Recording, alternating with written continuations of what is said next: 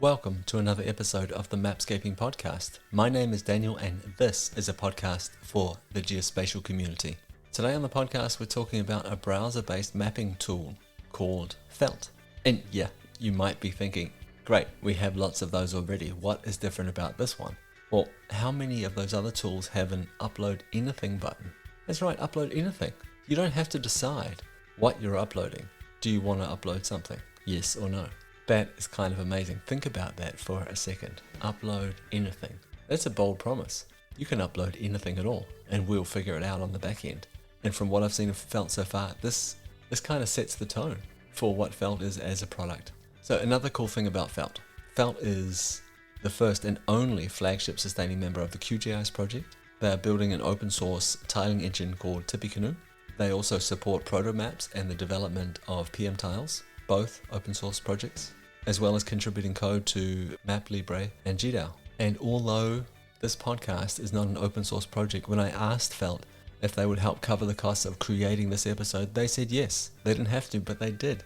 But this is not why you should listen to this episode. You should listen to this episode because if we are going to grow the geospatial pie, we need more upload anything buttons. But I'll let Sam Hashemi, the CEO and co-founder of Felt, explain more about that in just a second. Hi Sam, welcome to the podcast. You are the CEO and co-founder of something called Felt. Welcome, it's great to have you with us. Would you mind just putting some more words around that for us? Who are you and how did you get involved with web mapping, I guess? Yeah, absolutely. Well, it's great to be here. Thank you for hosting. My quick story is I am a designer, a product designer who started working in government. So for something like a decade, I worked for Department of Justice, Department of Energy, NASA, designing an iPad for astronauts. So working on these really complex, deep systems and trying to make them fun and joyful despite a lot of red tape. I did that for many years and I got good at making these kind of tools. Took that energy, that spirit, started a business called Remix that did city planning software. So we helped cities plan out bike lanes, bus routes, street designs. It was sort of a real life SimCity. You could choose your city, move things around, and it would tell you, going to cost this much, have this kind of social impact. Cities were doing this on paper before, so this was better. It was fun, it was exciting, cities loved it. And so in 5 years, we got 400 cities. We got New York and London and Auckland and San Francisco, more or less every major city in the Western world. And today, Remix is the default city planning software that cities use. Congratulations, that is huge. Would you mind me asking, what other piece of software were you competing against? It was paper and It Excel. was paper. Yeah. That was it. Universally, Wow. people were using paper and Excel to try to plan out these things. For whatever reason, no one with design chops and software chops had given this industry love. And so we were really excited to kind of really make a big change. Wow, that's really interesting. Yeah. So we built that business. We ended up selling it to this company called Via for $100 million. So big victory there. Yeah. And I took some time off, started thinking about what to do next. And I remembered this thing I had seen again and again every time we worked with a city, which is how hard it was to make a map. Just a basic map with dots on it, let alone a more complex map. It still took quite a bit of time and effort. And there were some really powerful desktop pieces of software like QGIS and Esri, but there was nothing on the internet that was modern and fun and playful. There was no Google Sheets for maps. There was the Excel, but there was no Google Sheets. And so we started Felt with that idea. How do we be the Google Sheets for maps? How do we make it fun, playful, delightful online? And we're still at the beginning. We're still at the beginning. We launched the company 2 years ago. We launched the software 1 year ago. We're a team of 22, but we're starting to see some really exciting ways people are using the software. So I feel like we're at the beginning of something really big. I really hope so. Interesting to hear you use these words like fun, joyful, playful. This sounds like maybe this is the designer version of that marketing script where people talk about surprise and delight. I don't know. But it's interesting. In the mapping world, I don't usually hear people talking like that. People talk about functional, quick, practical, productive, that kind of thing. And you seem to be approaching this with a different sort of flavor, a different approach, I guess. How have you found that? Like, are people welcoming the change? Do you have to explain it all the time? Are people constantly comparing it to the existing pieces of software that they might be using today. This is not like your planning software that you built. People are building maps on the internet already. They're using tools that they've been using for quite some time, and there's some established players in this market. Absolutely. And I think if you talk to our customers, you'll find out it's a breath of fresh air. They've been waiting for something like this. I think that's the energy I get when I talk to our customers. And I think the reason is that software in general has changed. It used to be about, when it made sense, all about just like make sure it's possible to get it done. And then people started spending a lot of time on computers. It became the main thing they did all day. And sitting in front of a machine and all day doing a functional task can really drain something deep within you. And people realize, hey, this stuff should actually be fun to use, joyful. You shouldn't be focused on the software. You should be focused on the task you're trying to accomplish. And so we saw spreadsheets become fun, right? You can use Google Sheets to play spreadsheets or weird games or plan out a wedding. We saw databases become fun with Airtable. We saw wikis become fun with Notion. We saw design become even more fun with Figma. And so I think that's what we're seeing, this idea that if people are really going to be using this all day, it's got to be a truly delightful piece of software. Yeah, I mean, it makes a lot of sense. Who wants to use something that's boring, a boring tool? Why not make it fun? When you think about this, so this internet mapping software that you're building, Felt, how do you refer to it? Do you call it mapping software? Would you ever call it a GIS tool? It's both. It's GIS, it's maps, it's something bigger, something new. I like the word maps personally because I think it represents the bigger medium, right? I think we have documents, spreadsheets, photos, videos, but there's a missing medium on the internet, which is maps. And there's a lot of work that happens within that context. I call that GIS. But I always like to point to the bigger thing, which is maps. And so that does sometimes lead to questions of, well, who is this for? And for me, Felt is for three clear, distinct audiences. The first is GIS professionals. So if you are a GIS professional, if you're using something like Esri or QGIS, Felt is an amazing complementary tool. You can use it to share maps online, share them privately with your team, gather comments, do real-time collaboration, these kinds of things that traditionally were quite difficult in these desktop pieces of software. Audience two is people new to maps. If you are working at your job, you're managing a farm, you're an archaeologist, and you've always found map making a little bit too difficult or requiring too much upfront cost, for the first time, you can jump into this medium and play with it yourself. And so we really want to encourage professionals in lots of different places to integrate maps more easily into their job. And the third of three is consumers. If you're planning a hike, or you are a student in a history class, or a teacher in a history class, or you're planning out your backyard and how you might plant the garden, Felt is an amazing consumer grade tool that replaces Google My Maps, replaces drawing in paint. It's a great way for consumers to jump into maps for the first time. So those are three, at least, very different audiences. I mean, they all have this overlap where they need to display some data on a map in some way, shape, or form. And you've talked about making software joyful, making it exciting, making it playful.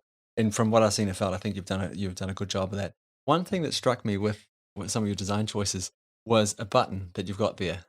You probably know which one I'm talking about, but it says upload anything. Now, I've worked as a GIS professional for some time, and this idea that you can just upload anything is pretty foreign to me. In all the pieces of software that I've ever used, there's always been some restrictions. It's choose first, is this raster data? Is it vector data? What is the geographic coordinate, or what is the coordinate system that's being used here? Does it need to be geocoded first? Is it text-based? All these decisions that need to be made. But your software just says upload anything. Can we talk about that for a second, please? Of course. Yeah, I love Upload Anything. It is definitely my favorite button. It's the last one on the toolbar. We actually gave it a little sparkles to really encourage this is the thing you should use first right away. And you nailed it. It's often one of the biggest challenges in working with maps or working with GIS is opening the damn file in the first place. And you've got to figure out what projection it was in, what format it was in, what kind of transformations you need to apply to it. Where is the spatial data in the first place? They're hard problems, but a lot of them can actually be automated. And so we have built a incredible in-house staff who has in turn built what we call the pipeline that takes anything, literally anything that you upload and figures out how to put it on a map in the right way, making the right choices. So if you go to our help docs, you'll literally see the list of all the things. It's shapefile, GeoJSON, GeoPackage, KML, GPS, ARC layers, geotiffs, raster geopackages, spreadsheets, URLs, Esri feature servers. It's kind of anything.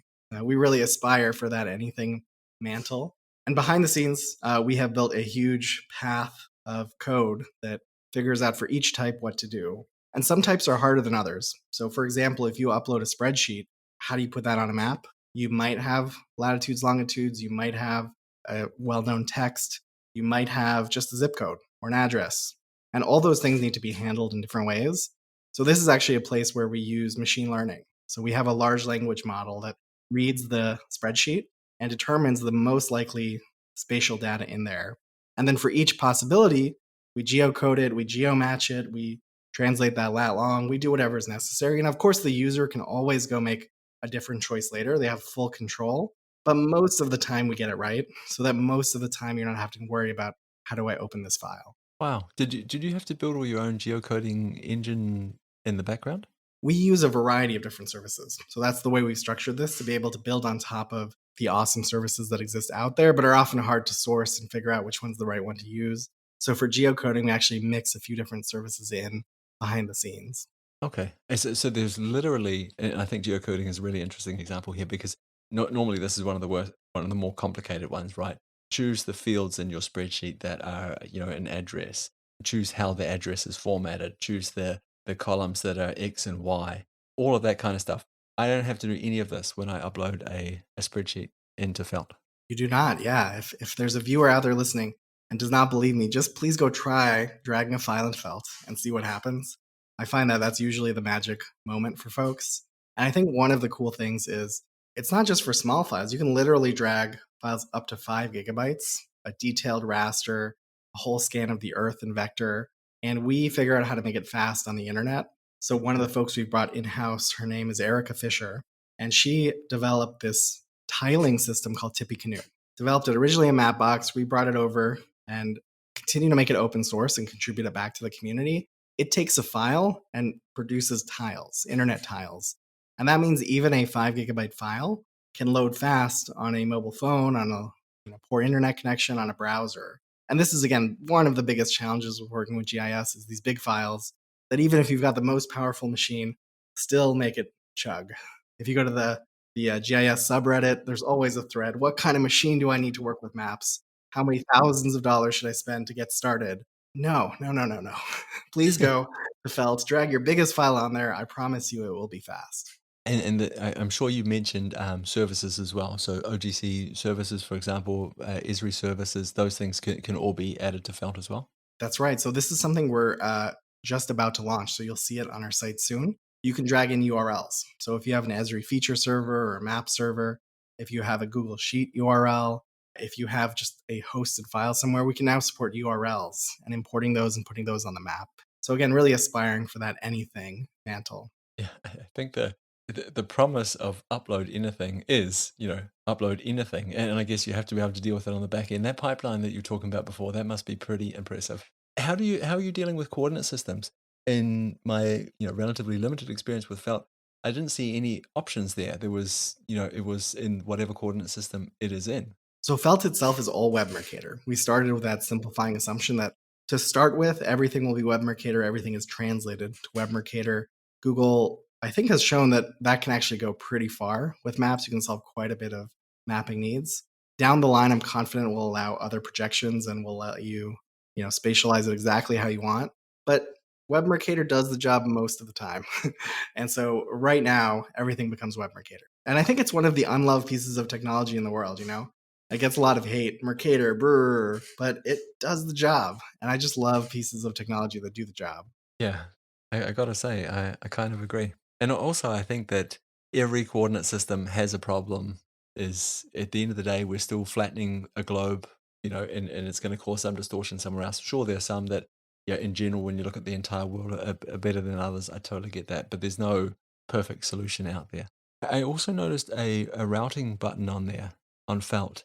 Did you have to build your own routing engine, or is this another, example where you are pulling in third-party services? Another example of third-party services is actually using the open source routing engine that Mapzen developed.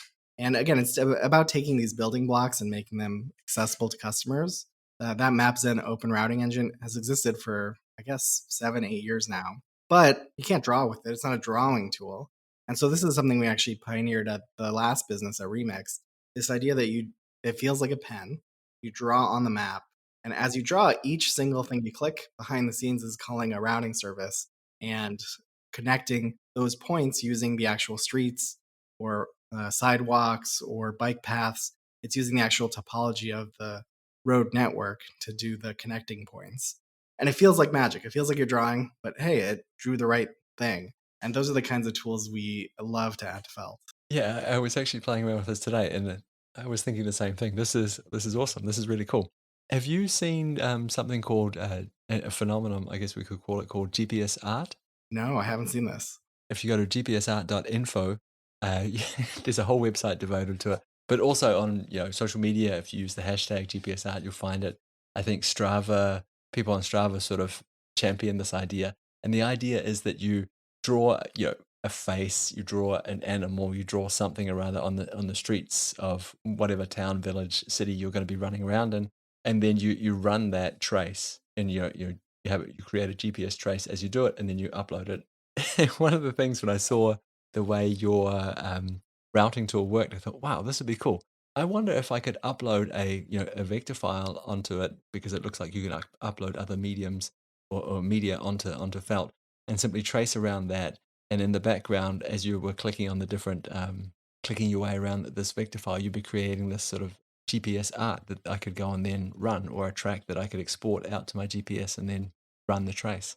I think people are doing this. I didn't realize what they were doing because they've shared maps, so it didn't quite click for me. But yeah, literally, you can upload anything. So an image, a video, SVG, go upload that smiley face that you're trying to draw out, and then use the routing tool to draw a running route on top of it. And then you can export it, put it on your watch, put it on your Garmin device.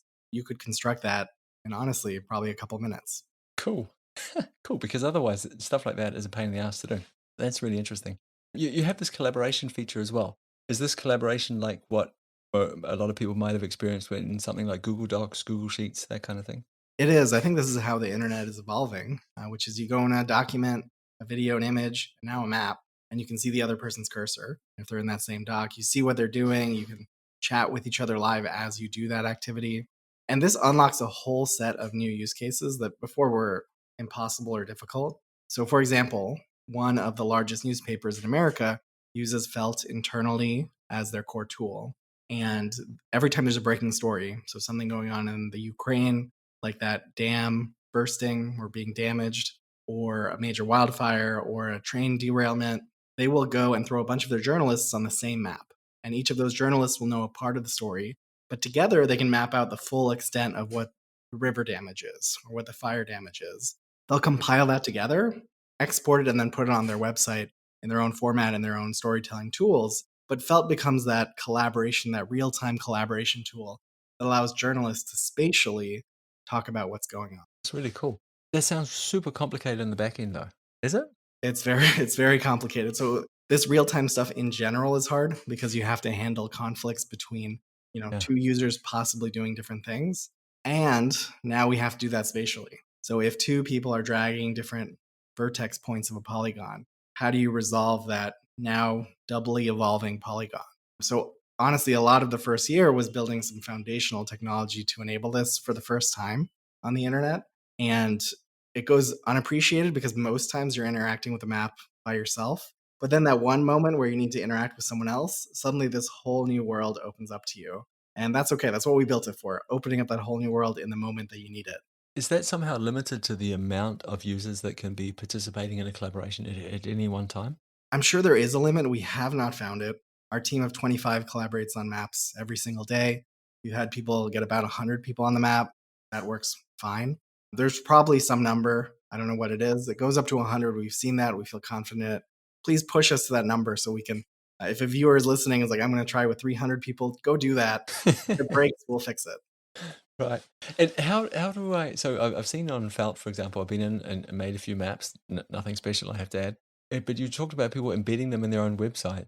All I could see was a link, like save as link or something like that. There's no iframe, no something like that I can embed into my website. Oh, there definitely is. Yeah. So The felt menu, file, embed Ah, is okay. the way to find it. And then, yeah, you can embed your map inside any other website. You can embed it in a Notion doc. You can embed it in a Google Doc. It's really anywhere that you can embed content. You can embed a map for the first time. So we use it in Notion all the time, for example, for internal collaboration. And lots of websites out there, like a restaurant, will put a very simple map of the restaurant. A film festival has a publicly exposed map of all the places to hit up during the film festival. News journalists put it on their site all the time. So yeah, there's many ways to share privately, publicly, and through embedding. Can I white label this? Like, or will it always link back to felt.com? Or can I, if I become a paying customer of this, can I say I would like, sure, I love what you've done. I just want to have my brand on it. So you can definitely add your brand to the map. You can upload an image, you can add a logo, you can add that context. But similar to Google Sheets, you're always going to have that Google logo at the top. And so that's kind of the mix that we have today. Yeah. No, it was definitely not a critique. I'm just curious. I also, and the reason I guess I'm asking is because I know that you've built a plugin for QGIS. Has that been released yet? We launched it this week. It's been an incredible week. We launched our QGIS plugin and a new API you can use to interact with Felt, including what we call the Open in Felt button. So let me walk through all of these because I think they're all exciting. The first is so many of our customers use QGIS as a tool alongside Felt. We actually saw that and realized this is a huge opportunity. So we became the first flagship sponsor of QGIS. If you go to QGIS and take a look, there's Felt. We sponsor them. We're the first I know. flagship It's amazing. sponsor. Thank you very much. Can I just stop you there? I know you've got a lot Yeah. of stuff to say. How did you know that people were using QGIS and felt together? Just from talking to our customers. We talk to customers every day. We ask them, share your screen so we can see how you're doing this, so we can learn. And then right next to that Felt browser tab will be their QGIS window. And there's so many flows where they go into QGIS and do a really deep analysis, something that QGIS is perfectly suited for, that they want to share it with their team. And sharing today is often taking a screenshot or taking a file and asking the other person to install QGIS and load it up. That's not accessible for a large audience. And so making that more web friendly, they export to Felt, they drag it in, and they use Felt as the shareable medium for collecting comments and collaborating. So we saw this and we said, hey, let's just make this easier. So we launched our plugin this week, and it's a single button, the Add to Felt button. You click it, it takes your QGIS project, it puts it on the internet. Again, we have the magic of upload anything, so every single thing in a QGIS project will work. We figure it out, we put it up there, and in less than 10 seconds, you have a shareable link that you can send to your friends or your coworkers or the public. Wow. What does that mean? So I used to work for a utilities company. So something like this would have been a very, very useful thing to have to be able to do it so quickly. What does this mean for versioning? So let's say I'm working on my QGIS project. I have my share to felt button ready. I do my work. I do my analysis. I'm ready to go. I push it up to over to felt and send a link to my colleagues. When the version changes or when my data changes, whatever, do I overwrite that, or how do I maintain that link? There's a couple ways. You can always create a new map and put a date with the version. You could upload it to that same map and have users toggle it on or off. You could upload it to that same map, delete the old one. Now they have the new version. One thing we're going to launch later this year that I'm super hyped by, and generally I don't like reveal the roadmap, but I was excited about this podcast. We're going to launch map versioning, so map history, version history.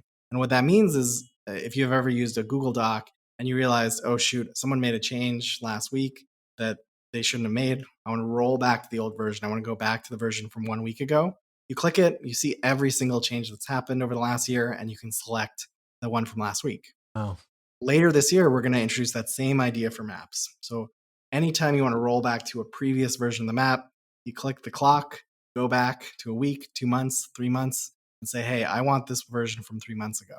wow, cool. That makes it really useful as a documentation tool as well. I think that'd be amazing for a lot of people out there. Yeah, we're hyped to get it out there. Again, it's making things more internet friendly, more fun. Even basic things that other software just have built in have been missing from maps. So I'll give you an example, copy paste. Often it's so hard to just copy paste something inside a map to another product. And we have made it first class.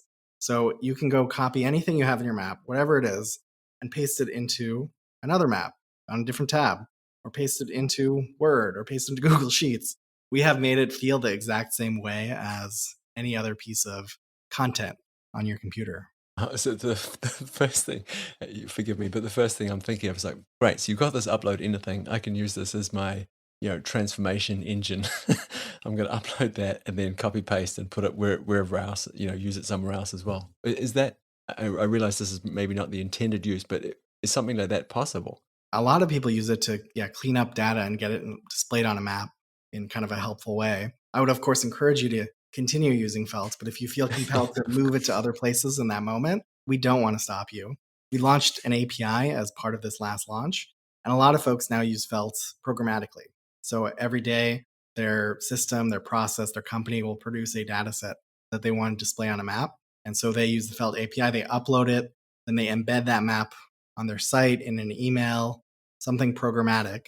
And suddenly you have a built-in mapping system without having to do anything with maps. And there's something really powerful about that. Wow, that is really cool. Could we talk about these three different user groups again? So I think we've been talking a little bit about the functionality, and I mean, it sounds like you're doing some really, really cool stuff over there. Getting back to this idea of the user group, so we talked about those three personas, those three user groups. I think the GIS professionals was one of them.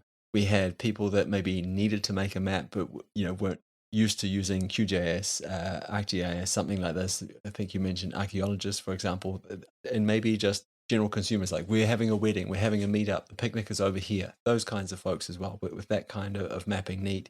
Could you imagine a time where there's a person comes in and sort of logs on as the professional, as a casual map maker, or as a consumer of maps, and gets access to different tools? Or how are you going to reconcile the different needs of those different personas? Yeah, I think this is the challenge and the promise of what modern software on the internet's doing. The same piece of software can serve a casual consumer who's just jumping in and be a power tool for people using it day in, day out. So, Google Sheets, I always go back to that example. You can literally make a very basic table and plan out your groceries for the day. And we do all our financials inside Google Sheets. There'll be some point where we need to move our financials to Excel, but at the stage we are, it's good enough to do some really, really powerful stuff. And I think you see the same thing. You use Airtable for planning out, your invite list, and you use it as a core database for your company. You use Figma to plan out a wedding invite, and you use it to design a modern SaaS application. And so modern design, modern software has found a way to reach both audiences. And it's if we really go into it, it's design in depth, right? Make the right choice for most people up front, but then give people the full control when they need it in the right place, in the right menu, in the right ... button. And so that's what we aspire to. Allow that same application to feel super simple, deceivingly simple. If you go into Felt, it's like a toolbar with a big felt tip marker as an icon, a set of scissors as an icon. There's a big, juicy 3D pin there. It feels so shockingly simple. And then if you get into it, there's a surprising amount of stuff you can do. And so that's often where we get the most caught up, is people don't realize how many things Felt can do. And so we've been trying to show people how other folks are using it in really, really deep ways. So we launched our subreddit. So if you are a Reddit fan, please go to reddit.com/r/felt. And you can, for the first time, see our subreddit where people are posting maps that they've created inside Felt. If you're not a Reddit user, you can go to felt.com/gallery and see an incredibly extensive collection of maps that people have made. I think we have a responsibility when we build software that feels this simple to show them all the things they can pull off with it, despite that simplicity. Yeah, that makes a lot of sense. I want to go back to your examples there, and let's stick with the Google Sheets, for example. One of the things I think is maybe slightly different here with Felt is that Google Sheets has a ton of functionality in it. I'm not saying Felt doesn't at the moment, but when I'm on the website now, I'm looking for that button, that I'm looking for. What talked about workflows earlier in QGIS to serve those three different users. Does this then mean that those more complex workflows will also be possible to carry out in Felt later on? It does. We want to be as powerful as Google Sheets. Of course, it took Google Sheets years to get there, and it'll take us years to build out that complexity as well. That doesn't mean we will ever replace QGIS or Esri. These are very powerful, very complex tools that serve their need really well. But you often need a complement, the online Google Sheets complement. And so we'll be building out that suite of tools over the course of the next few years. We're really dedicated to this. And I think if you talk to our customers, by far the number one thing they mention is you guys are shipping so fast. If you sign up, even if you don't use the software, you'll get the newsletter. Every 2 weeks, we show you what we've built. No secrets up our sleeve. We show you what we built, and we operate at an incredible pace. And that's one of the things I'm most proud of, the team we've been able to build that's able to ship software this quickly. How do you do that? What's your secret? You get good people, and then you lay out a vision for the future that inspires them, and you give them room to make it happen. One of our secrets, though, I'll give you a secret, is I am a big believer that product is felt. It's not something that is talked about. It's not something that's written about. You have to feel it in your hands. You have to use that piece of software to see if it does the trick. And so the first thing we did when we started this business was we set up a very complex, powerful workflow for developers where any PR they put up, any pull request, it immediately spins up an entire version of the universe, all the bits and pieces that go into Felt that reflect that development change. So you write a single piece of code, you can go test it, experience it, share it with the rest of the team without having to ship it to production, without having developers locally download and set it up. It makes it much faster to try an idea, experience it in your hands, and determine is this going to work or not. And so with that infrastructure, we often just spin up a version of an idea, try it, and if it works, then we go forward. Wow. Yeah, that's a great way of testing things quickly. And I think too, like that would be really inspiring if you have an idea, you can just go and try it, right? As opposed to have an idea, no, it doesn't fit into the roadmap. No, it's not possible. These 7 other things are waiting. But it sounds like if I was a developer there and I had an idea, I could just do it. I could implement it and see it and feel it. In the same way we want to make the product fun to use, we want to make product development fun. And so, yeah, spin up a PR, try it out. We've had some wacky ones where as you scroll, it shows you every Wikipedia article on your screen on the map. And, you just got to, it's fun. And then you're like, okay, this isn't quite right. This isn't the idea for today. We love it, but you got to be really judicious in what you include in the product. But you don't want the judiciousness to happen at the start. It happens after you put the idea in your hands. I hope this is going to be your second incredibly successful business that you've started. And there'll be a ton of people listening to this now thinking, oh, I would like to start my own business one day. I would like to do this. I see opportunities in mapping as well. Do you have any advice for them? Don't do it. It's exhausting. It is tiring. I just had my first kid. He's 1 year old, and I don't know how I fit it all in one place. You don't get much Congratulations. in the end. So yeah, I mean, I guess one, enter clear-eyed that it's going to be a ton of time. There's no escaping that. What would you say? Like, give us an idea of time. A year, 2 years, 5 years? Like, I realize this is a hard question to answer, but if you had to say a default value here, what would it be? 10 years. If your idea works, you're going to be working on it at least 10 years. So just be sure you truly love the area that you're working in. This idea truly inspires you because you don't want to be trapped in something you don't love. Our lives are so short. We must have fun. We must have joy as we do the things we do. And so really love the idea because you might be successful at it. So it's the second thing. Yeah, it's a warning and a cautionary tale. Yeah. And, if I was to throw out one more thing, it's the people you work with determines so much about the company, the product, the results of what you do. And so really, really invest an absurd amount of time in finding a really good co-founder and finding a really great first set of folks and never stop. That's the thing that makes the difference. Out of curiosity, are you looking for who are you going to be hiring next? Yes, we are hiring. We're excited to hire. So go to felt.com/careers and you'll see the roles. We are hiring for a front-end engineer. So if you want to work on this kind of stuff, this is a great opportunity to build it firsthand. We're also growing our marketing team. So by the time this podcast goes out, we'll have 4 or 5 new roles on the site. We'll have a product marketing role open. We have a customer success role open. We've got a social media role open. So we are at the place where we feel like the product is clicking. Our customers are finding it, experiencing a lot of value. And so now we're growing the marketing team to have more people learn about Felt and get into more people's hands. Okay, I'll definitely include links to those in the show notes of this episode and do my best to point people in that direction once it comes out. Felt today, it's free, right? So some people will be listening to this and go, yeah, I would love to work at a company like this. I love the product. I like that. I like where you're going. I like the fact that you're, shipping so quickly and you're inspired by the work you're doing and you're making something different. I'm all in. And then they might think, oh, what about the security of this? It doesn't cost anything. Would you mind just briefly sort of speaking to the business plan here? How is this going to be a business? Yes, no secrets. So the way we're going to make money is we are going to charge customers for using the software. So starting in 2024, January 1st of 2024, you will pay a monthly fee to use Felt. And for consumers, it'll always be free. We'll have an awesome free tier you can use to plan out your hike.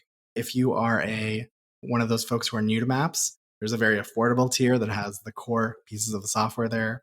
And then if you're a GIS professional, there's yet another tier that will have a bunch of cool new features we're launching later this year. So very simple business model. I think that's really important to me because it incentivizes what your business is about. We never sell data. We don't look at your data. We take privacy dead seriously. We charge a monthly fee and we build the business on top of it. And just as a sort of way of rounding this off, what will success look like for you? How will you know that you've been successful, or when will you know? Yeah, well, I think there's two ways. One is you see the kinds of maps people create, and they have continued to grow in complexity every single day. And again, go to felt.com/gallery. It's the simplest visual story that you just were like, whoa, this is a very intense map that captures every single piece of electrical equipment in America or every single, fire over the last decade. Being able to do it on the web has always been very hard. So seeing more and more complex and creative and fun maps get created is the first measure. The second measure is something that my co-founder and I talked about in the early days. We gave it the joke name of the GDP of maps. How many maps are created every single year in the world? And our thesis, our idea, our concept is that we're at the very early stages of maps as a medium being used by how many people could potentially use them. And so I think if we're successful, the GDP of maps, the number of maps created every year, go up by 10x, then 100x, then 1000x. We want many, many more people creating many more maps because it's fun, creative, and useful in their day-to-day lives. Sam, thank you very much. Thanks very much for the energy that you brought to this conversation. I remember this from the first time I talked with you. It was so clear that you were really passionate about what you do and really enthusiastic, and I just love the way you approach it.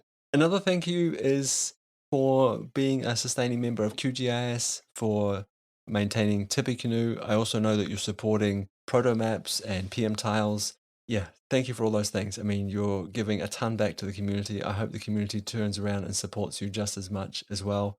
And thanks very much for this conversation. It's been really, really interesting hearing what you're doing. And again, just your general approach to this. I think it's really refreshing. Thank you. I feel grateful to have chatted with you and have had this time. If I was to impress one thing upon your viewers, it's Felt is free. Go to felt.com and you can sign up and try it. No need to listen to my words or think about it. Go feel it in your hands. Go get that Felt experience. Awesome. Thanks very much, Sam. Really appreciate it. Talk soon. I really hope you enjoyed that episode with Sam Houshemi, CEO, co-founder of Felt. We mentioned the name a ton of times during the episode. It's pretty easy to find, but in case you struggle, I'll put a link in the show notes. In fact, I'll put quite a few links in the show notes today. I'll have a link to the plugin for QGIS, to Tippecanoe, so you can try that out for yourself. And I've also recorded an episode with the creator of protomaps and PMtiles, and that is an interesting product. That is worth checking out. So there'll be links to all those things in the show notes of this episode that you're listening to right now. So that's it from me. That's it for this week's episode of the Mapscaping Podcast. I'll be back again soon. I hope that you will take the time to join me then. In the meantime, if you want to reach out to me for whatever reason, the best place to find my contact information is on mapscaping.com. And I would love to hear from you. See you soon. Bye.